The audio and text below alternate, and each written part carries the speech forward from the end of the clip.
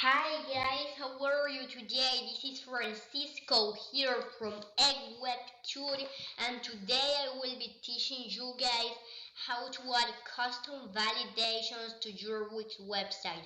So, how to validate a form using regular expressions and code validation.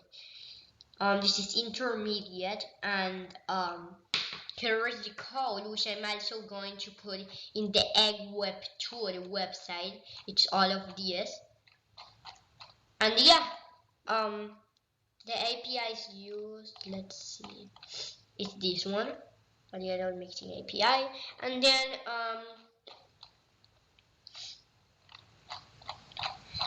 yeah. So let's get started. So I'm going to bring you guys here to this little page where the code and everything is there. So first of all, you need to get like all the page and everything first. So of course to create a form first, um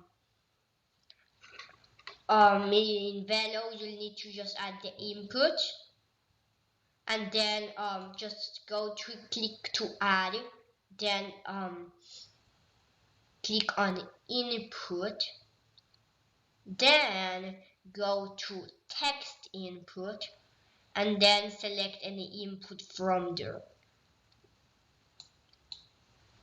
Then when you select any input, you can just drag it here to the page, and as you see here I have all of these inputs. So I have this one, which is for first name.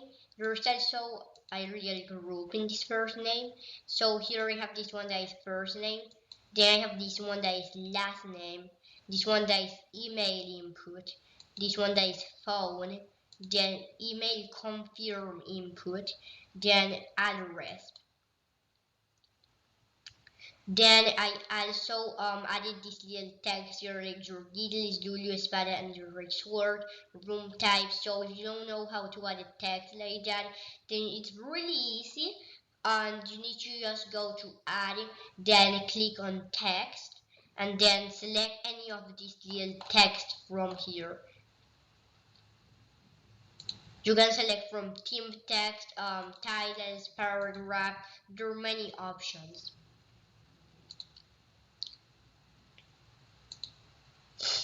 So I added all of these, and then on those inputs, on the inputs you can also add the type of input that it is.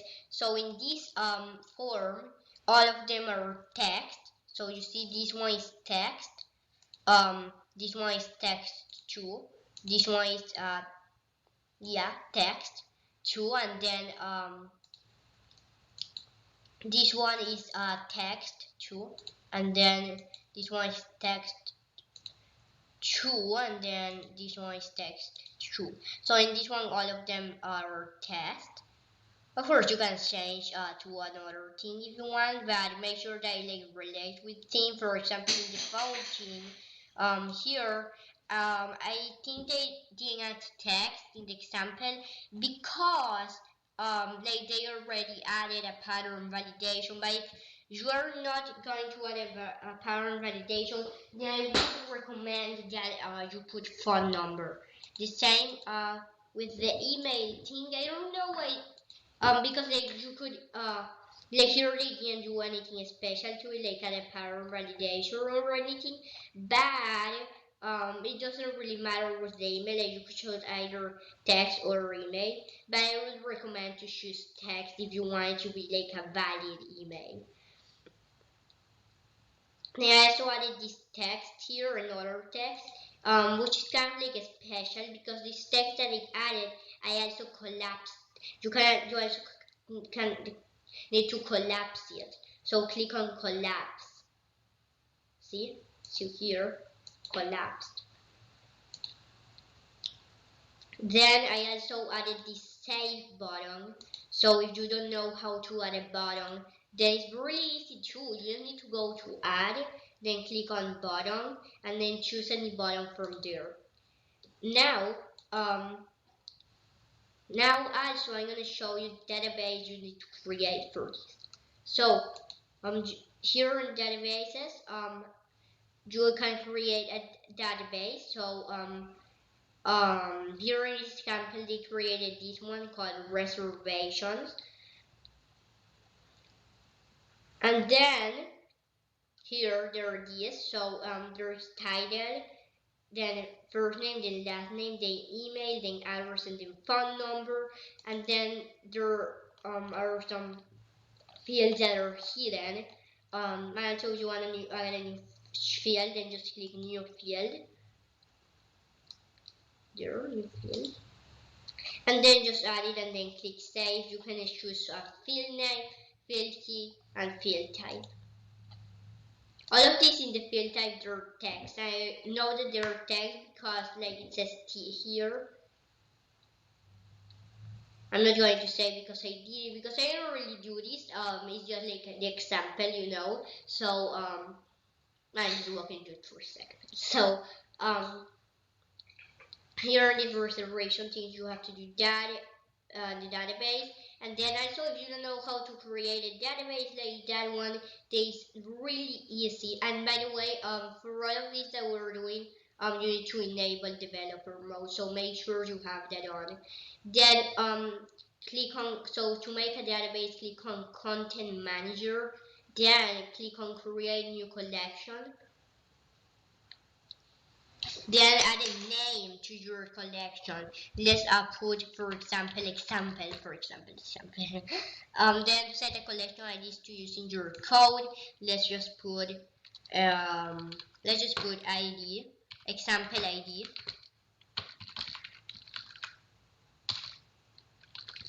Let's just do that, example ID. And then what is this collection for? Let's just you can put either site content, form submission, member generated content, members only content, members only form submission, private data, and custom use. I mostly like to use custom use so that I can create my own custom permission for this collection.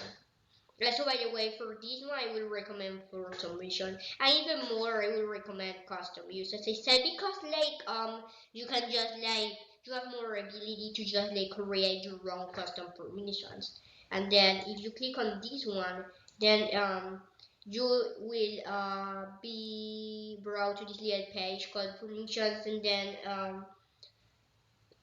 you can choose like from who can read the content from this collection. So you can do either admin, side member, other side member, and or anyone. The same in this one. So who can create content from this collection, then who can update it, and who can delete it.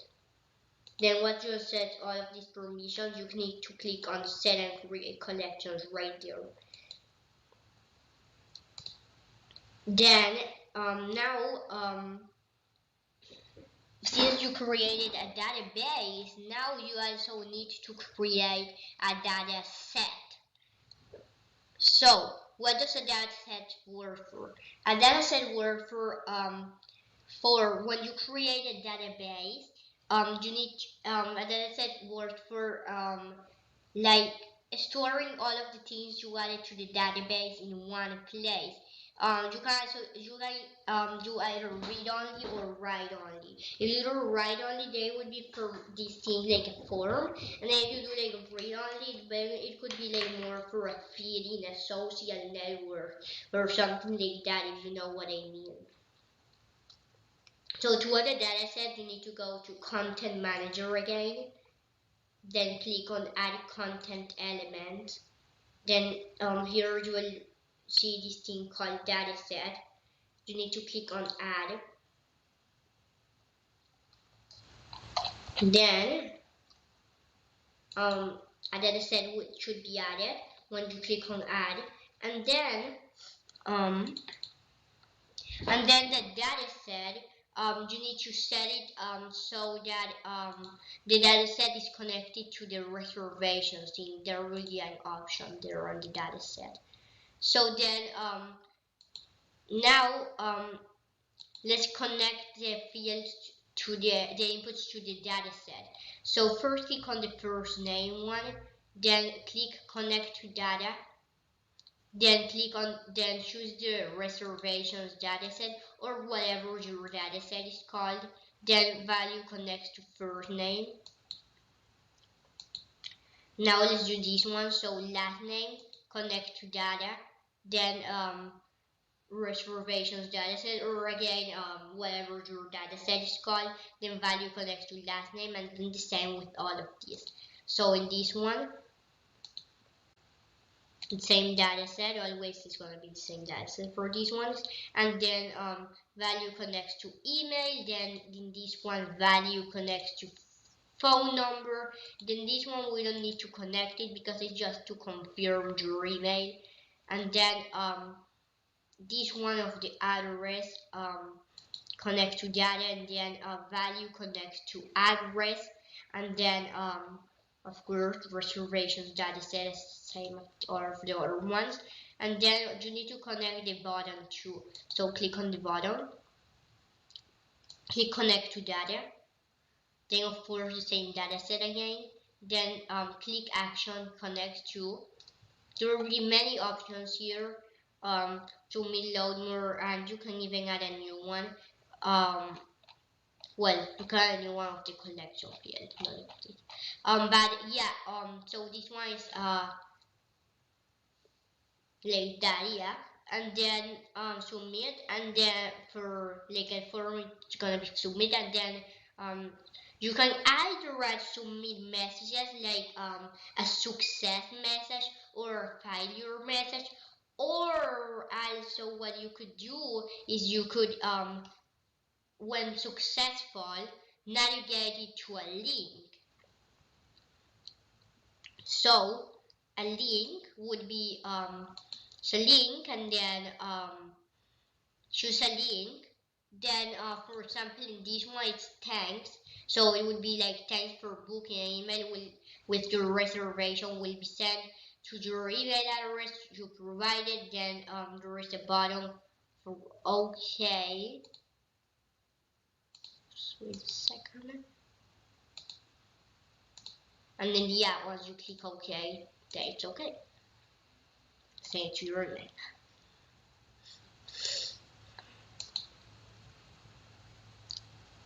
Then now let's move on into the code. So here in the code, it has to be the page code. We're not using master page right now. So first $w already function, and by the way, there's no particle of the code. So by the way, this code is going to be in the EggWebTut website too. So I leave a link to that in the description below. So then now let's start.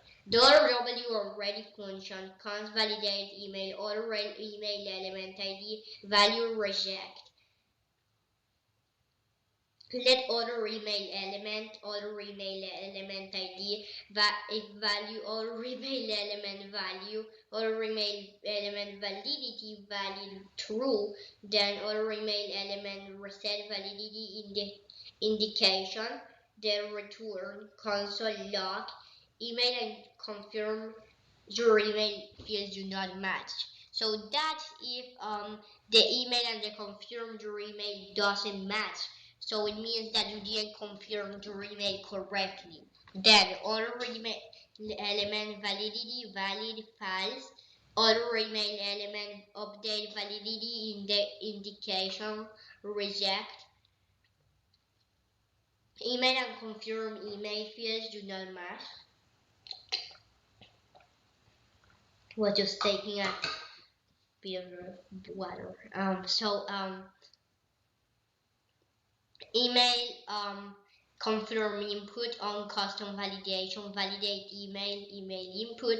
Then $w email input on custom validation validate email confirm input. So as you can see, these two codes are basically the same, but they're just in the other way. So this one says like email confirm input on custom validation validate email input, but the other one says email input on custom validation validate email confirm input. So it's kind of like the same but the other way. And also by the way, I've told you this many times, but I'm gonna tell you again. the input, let me see what it's called again. The input, oh yeah, the input ID needs to match. Like you can change the input ID if you want here, but then you also have to change it here.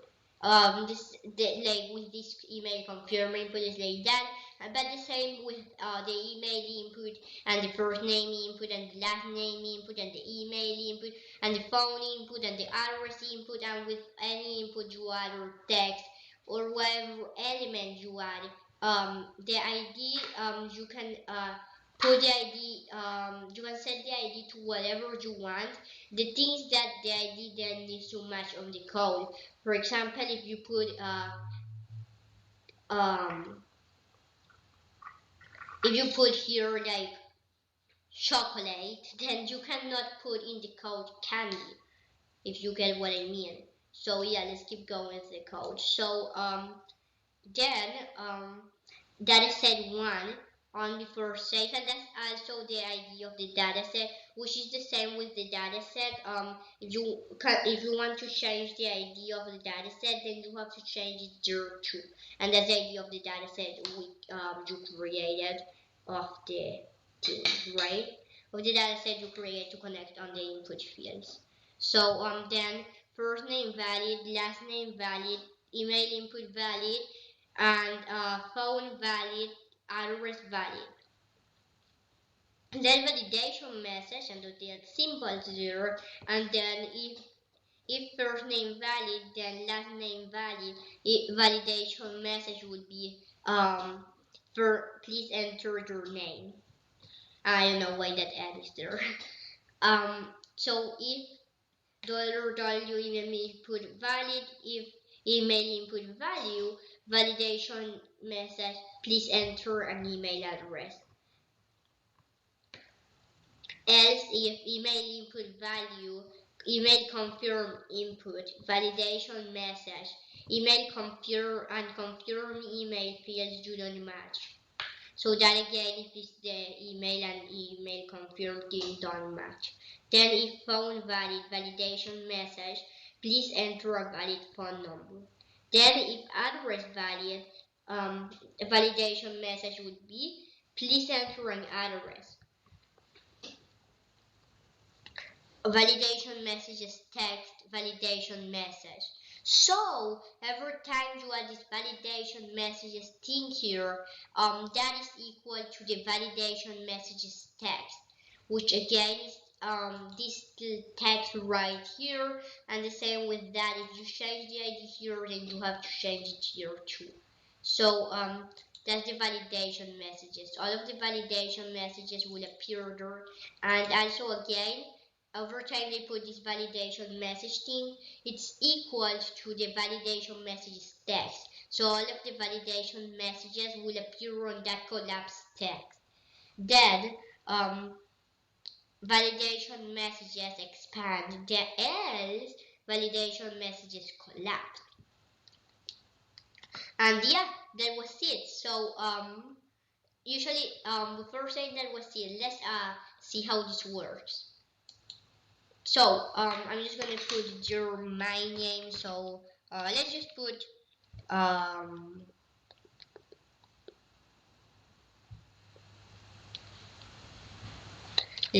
like let's see.